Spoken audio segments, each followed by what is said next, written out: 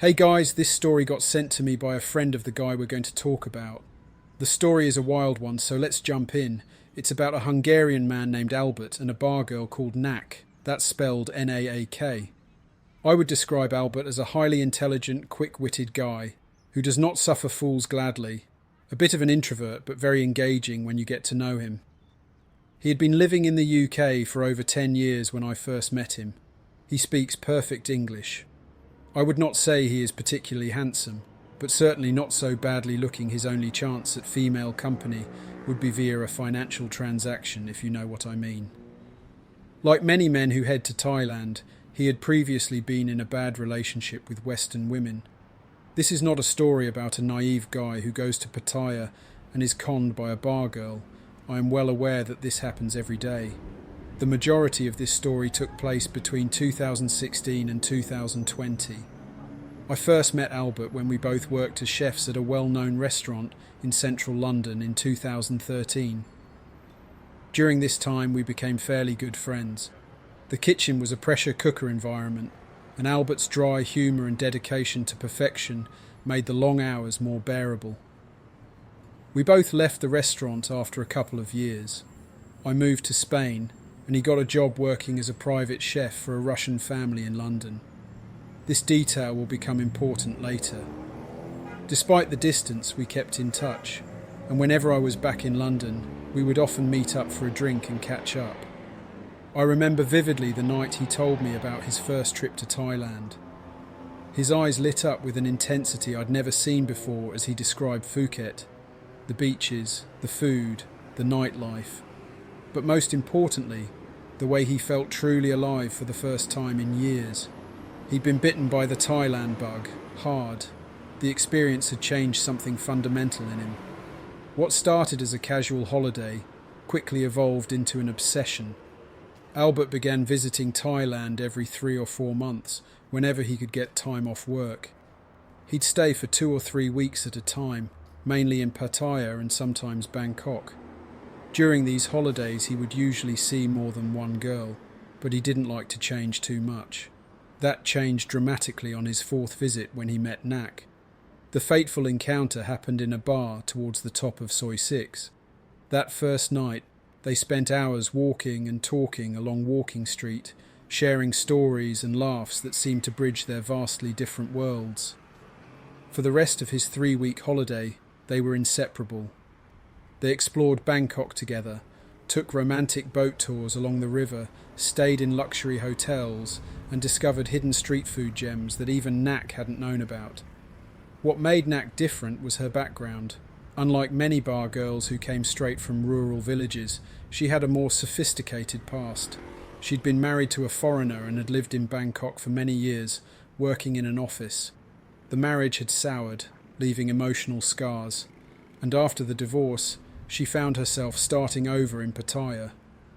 Though she'd entered the bar scene relatively late in her early 30s, she'd quickly become one of the most successful girls in her bar. Her excellent English and sharp wit made her popular with customers, but it was her worldliness that set her apart. By the end of that holiday, Albert had fallen hard.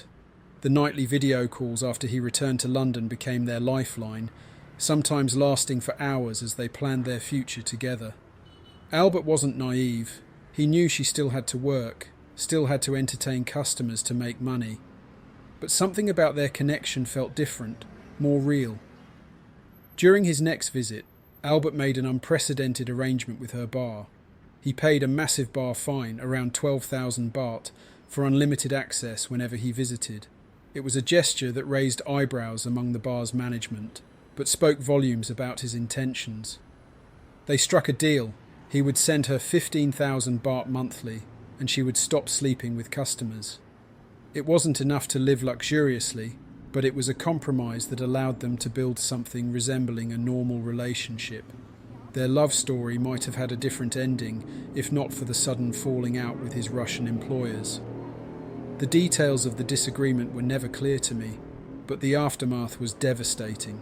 Without a reference, Albert found himself locked out of London's competitive private chef market. His savings dwindled rapidly in one of the world's most expensive cities.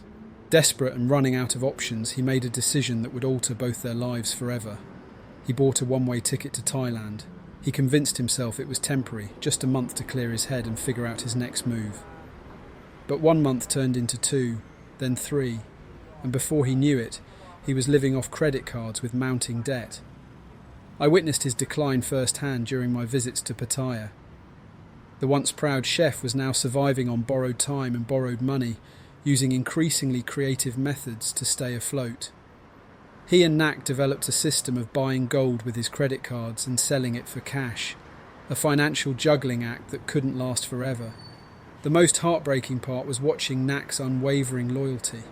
Even when the money ran out, even when they had to move from their comfortable condo to a tiny room, she stood by him. She had a daughter being cared for by her mother, and earlier, Albert's support had helped maintain that arrangement.